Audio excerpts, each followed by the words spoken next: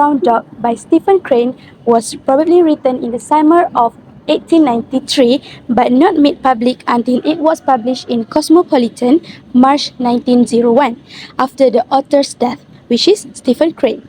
The story is said to be an allegory about the Jim Crow South during Reconstruction, with the dog representing the newly emancipated slaves. On the one hand, as a straightforward story about a dog, a child, and also crushing cruelty. However, it may also be interpreted as an allegorical social criticism after the American Civil War. A Dark Brown Dog is a short story from an American author and poet named Stephen Crane. So this story is basically about a tragic relationship between a dog and a boy. This story is a symbolic fiction, in which an actual event and characters are allegorical references to historical events and convey the social criticism by the author. Let's analyze this short story's strengths and weaknesses. First of all, let's look into the strength. This short story, it has a lot of meaningful messages, such as it shows us the poor treatment of the African Americans during the post-Civil War, and it also shows the depth of evil of power can do. Another strength of this short story, it used a lot of symbolism. For example, the dog itself represents the African American slave, and the leash represents the slavery. The child, it represents the younger generation Americans who has empathy to the slave, but they also are victims of the circumstances. While the mother, it represents the federal law that fight for the justice and safety for the African Americans. Meanwhile, the father, it represents the Jim Crow laws that denied basic civil rights. And as for the weaknesses of this short story, it reveals the author's biased attitudes by his prejudicial choices in creating characters for his story. So he portrayed that every character that represents the white group or position as human, but human characters are not used to portray African Americans, as it will be controversial if it was written in this modern day. Fortunately, it was written back in the time when slavery was still implemented mostly in Western countries. A child was standing on a street corner. He leaned with one shoulder against a high-board fence and swayed the other to and fro, the while kicking carelessly at the gravel. Sunshine beat upon the cobbles, and a lazy summer wind raised yellow dust, which trails in clouds down the avenue. Clattering trucks moved in indistinctness through it. The child stood dreamily going. After a time, a little dark brown dog came trotting with an intent air down the sidewalk. A short rope was dragging from his neck. Occasionally he trod upon the end of it and stumbled. He stopped opposite of the child, and the two regarded each other. The dog hesitated for a moment, but presently he made some little advances with his tail. The child put out his hand and called him. In an apologetic manner, the dog came close, and the two had interchange of friendly pattings and waggles. The dog became more enthusiastic with each moment of the interview, until with his gleeful caperings, he threatened to overturn the child. Whereupon the child lifted his hand and struck the dog a blow upon the head. This thing seemed to overpower and astonish the little dark brown dog and wounded him to the heart.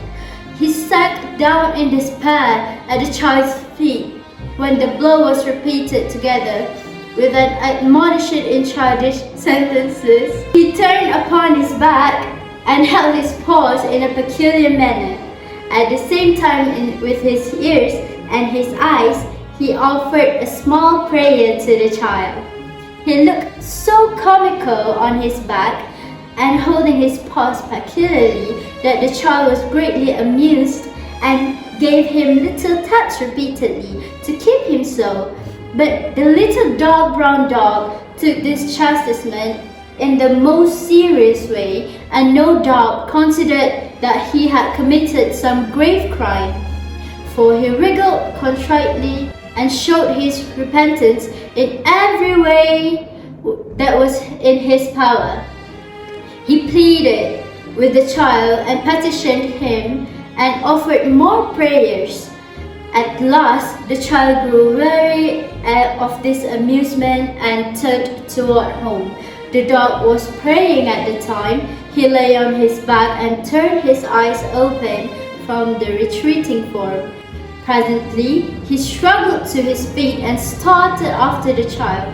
The latter wandered in a perfunctory way towards his home, stopping the times to investigate various matters. During one of these pauses, he discovered the little dark brown dog who was following him with air of a footpad. The child beat his pursuer with a small stick he had found. The dog lay down and prayed until the child had finished and resumed his journey. Then he scrambled erect and took up the pursuit again.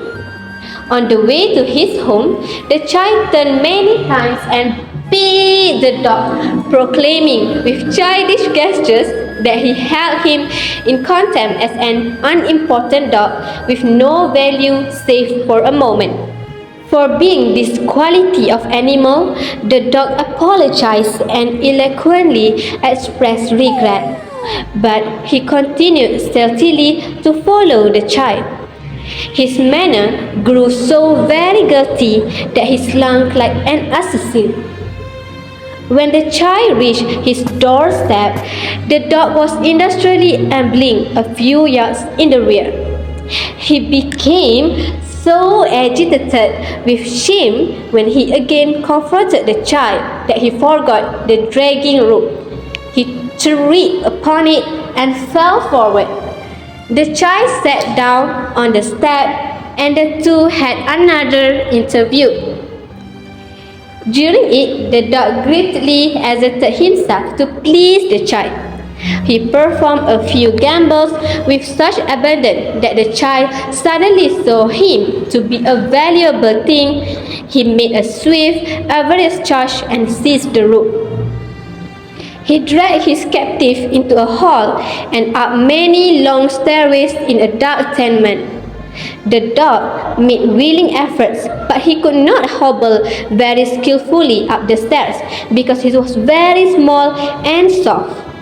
And at last, the pace of the engrossed child grew so energetic that the dog became panic-stricken. In his mind, he was being dragged toward a grim unknown. His eyes grew wide with the terror of it. He began to wiggle his head frantically and to brace his legs. The child redoubled his exertions. They had a battle on the stairs. The child was victorious because he was absorbed in his purpose, and because the dog was very small. He dragged his acquirement to the door of his home and finally withdrew across the threshold. No one was in. The child sat down on the floor and made overtures to the dog. This the dog instantly accepted. He beamed with new affection upon his new friend. In short time, they were firm and abiding comrades. When the child's family appeared, they made a great row. The dog was examined and commented upon and called names. Scorn was levelled at him from all eyes, so that he became much embarrassed and drooped like a scorched plant. But the child went steadily to the center of the floor and at the top of his voice championed the dog. It happened that he was roaring protestations with his arm clasped about the dog's neck. when the father of the family came in from work. The parent demanded to know what the blazes they were making the kid howl for. It was explained in many words that the infernal kid wanted to introduce a disreputable dog into the family. A family council was held. On this depended the dog's fate, but he in no way heeded, being busily engaged in the chewing the end of the child's dress.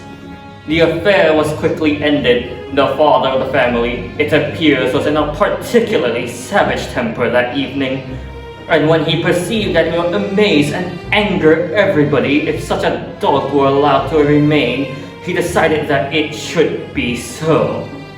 The child, crying softly, took his friend off to a retired part of the room to hobnob with him, while the father quelled the fierce rebellion of his wife. So it came to pass that the dog was a member of the household.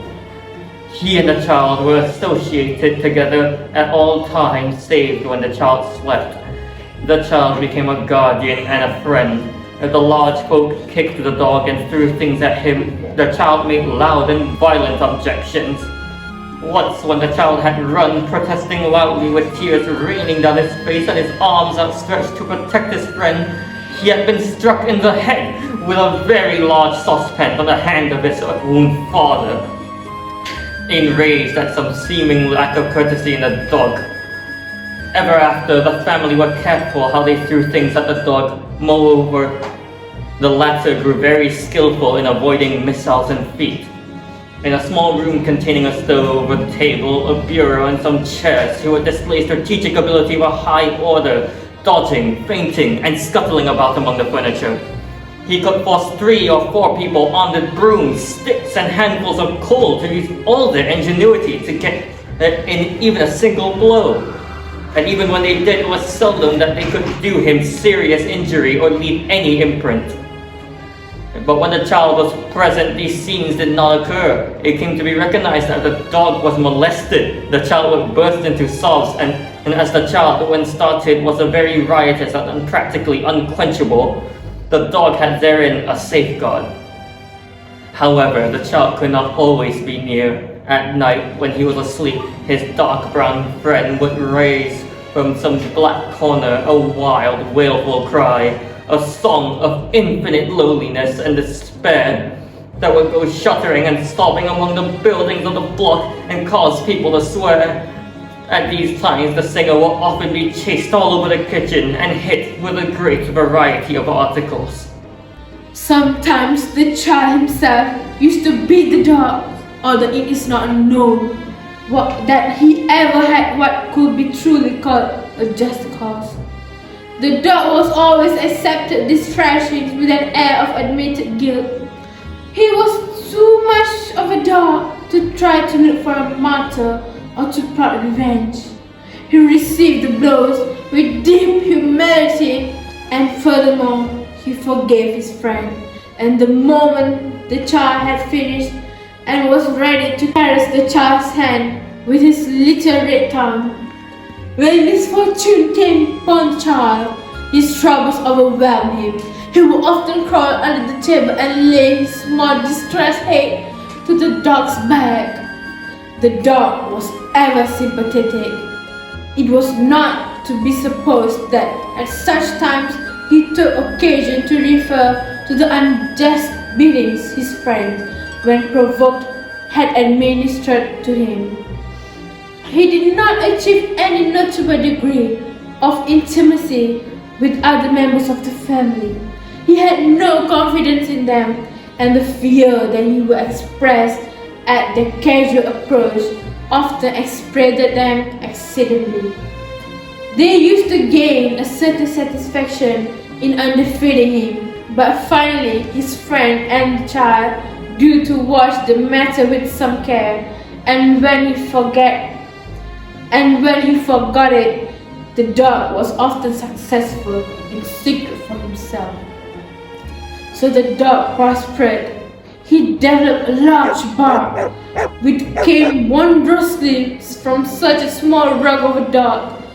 He kissed to owls precisely at night, sometimes indeed in his sleep. He will utter little yells from pain. But that occurred no doubt. In his dream, he encountered huge flaming dogs was threatening him direfully. His devotion to the child grew until it was a sublime thing. He wagged at his approach. He sank down in despair and his depression. He could detect the sound of the child's step among all the noises of the neighborhood. It was like calling voice to him. The scene of their companionship was a kingdom governed by this terrible potentate, the Charles, but neither criticism or rebellion ever lived for an instant in the heart of one subject. Down to the mystic hidden face of his little dark soul bloomed flowers of love and fidelity, a perfect faith. The child was in the habit of going so many expeditions to observe the strange things in the vicinity.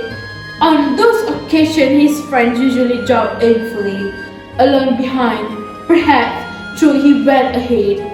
This necessitated his turning around every quarter minute to make sure the child was coming. He was filled with a large idea of the importance of these journeys.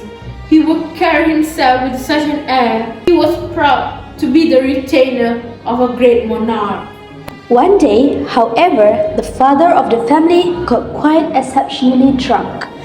He came home and held carnival with the cooking utensils, the furniture, and his wife. He was in the midst of his recreation when the child, followed by the dark brown dog, entered the room. They were returning from their voyage. The child's practiced eye instantly noted his father's state. He dived under the table, where experience had taught him was a rather safe place. The dog, lacking skill in such method, was, of course, unaware of the true condition of affairs. He looked with interested eyes at his friend's sudden dive. He interpreted it to mean joyous gumbo. He started to patter across the floor to join him. He was the picture of a little dark brown dog en route to a friend. The head of the family saw him at this moment. He gave a huge howl of joy and knocked the dog down with a heavy coffee pot. The dog, yelling in supreme astonishment and fear, right to his feet and ran for cover. The man kicked out with ponderous foot. It caused the dog to swerve as if caught in a tide. A second blow of the coffee pot laid him upon the floor. Here the child, uttering loud cries, came valiantly forth like a knight. The father of the family paid no attention to these calls of the child, but advanced with glee upon the dog. Upon being knocked down twice in swift succession, the latter apparently gave up all hope of escape. He rolled over on his back and held his paws in a peculiar manner. At the same time, with his eyes and his ears, he offered a small prayer. But the father was in a mood for having fun, and it occurred to him that it would be a fine thing to throw the dog out of the window. So he reached down and grabbing the animal by a leg, lifted him squirming up.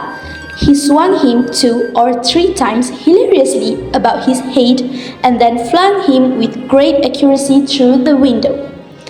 The soaring dog created a surprise in the block. A woman watering plants in an opposite window gave an involuntary shout and dropped a flower pot. A man in another window leaned perilously out to watch the flight of the dog. A woman who had been hanging out clothes in the yard began to caper wildly. Her mouth was filled with clothespins, but her arms gave vent to a sort of exclamation. In appearance, she was like a gagged prisoner. Children ran whooping. The dark brown body crashed in a heap on the roof of a shed 5 stories below. From thence, it rolled to the pavement of an alleyway.